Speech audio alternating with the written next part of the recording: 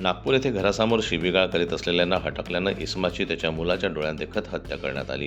ही घटना शनिवारी मध्यरात्री इमामवाडा पोलीस ठाण्याच्या हद्दीतील कापला वस्ती येथे उघडकीस आली। या प्रकरणी पोलिसांनी 3 आरोपींना अटक केली आहे। लोकसभा आणि विधानसभा निवडणुकीच्या वेळी 85 वर्षांपेक्षा जास्त वय असलेल्या मतदारांना घरूनच मतदान करण्याची सुविधा निवडणूक आयोगाने उपलब्ध केली होती। मात्र महानगरपालिका निवडणुकीसाठी अशी सुविधा मिळणार नाही। त्यामुळे या 85 वर्षावरील नागरिकांना मतदानासाठी केंद्रावरच यावे लागणार आहे।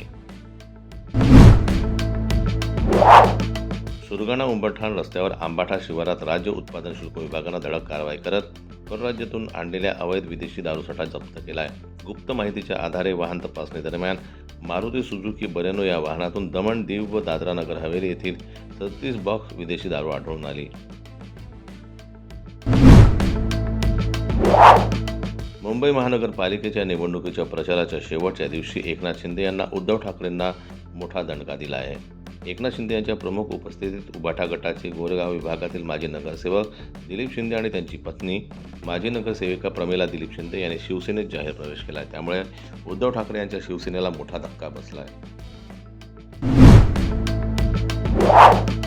उपमुख्यमंत्री अजित पवार यांचे राजकीय सल्लागार नरेश अरोरा यांच्याशी संबंधित डिझाईन बॉक्सच्या पुणे कार्यालयावर क्राईम ब्रांचनं कारवाई केली आहे। क्राईम ब्रांचच्या पथकाकडून पुणे येथील डिझाईन बॉक्स ऑफिसमध्ये कागदपत्रांची तपासणी आणि चौकशी करण्यात आली आहे। पुणे पोलिसांच्या या कारवाईनं राजकीय वर्तुळात एकच खळबळ उडाली आहे। पुणे पोलिसांच्या या कारवाईमुळे सध्या वेगवेगळ्या चर्चांना उधाण आलं आहे।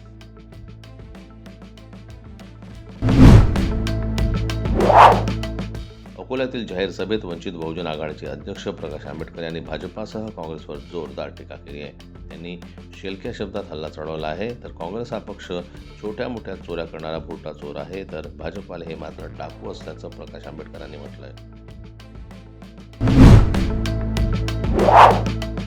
अकोट नगर परिषदेच्या उपाध्यक्ष पदासाठी स्वीकृत सदस्यांच्या निवडीची प्रक्रिया 13 जानेवारी रोजी अत्यंत उत्साहात पार पडली।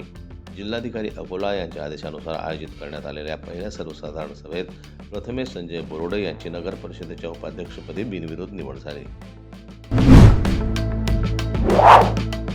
महाराष्ट्रात 29 महानगरपालिकेच्या निवडणुका राज्यातील भविष्यातील राजकारणाची नांदी ठरणार आहेत। या निवडणुकात शहरी भागात कोणत्या पक्षांचा दबदबा आहे हे निश्चित होणार असून राजकारणातील नव्या आघाडी आणि युतीची देखील चुणूक पाहायला मिळणार आहे। गेली अनेक वर्षे काही महानगरपालिकांमध्ये निवडणूक झालेली नाही, त्यामुळे येत्या 15 तारखेला 29 महानगरपालिकेत मतदान होणार आहे। यावेळी मतमोजणी दुसऱ्या दिवशी म्हणजे 16 जानेवारी रोजी होणार आहे।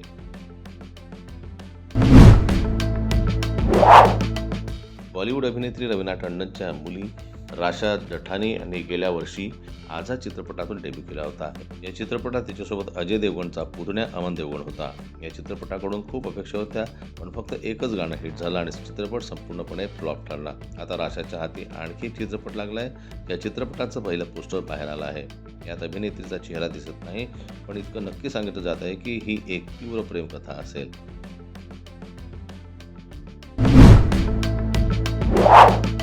अभिनेत्री मलायका अरोरा तिच्या रिलेशनशिप आणि ब्रेकअपमुळे सतत चर्चेत राहिली आहे। अरबाज खानला घटस्फोट दिल्यानंतर तिनं अभिनेता अर्जुन कपूरला डेट केलं। जवळपास 6 वर्षे एकमेकांना डेट केल्यानंतर या दोघांचा ब्रेकअप झाला आहे। त्यानंतर तिचं नाव मुलाच्या स्टायलिस्टशीही जोडलं गेलं।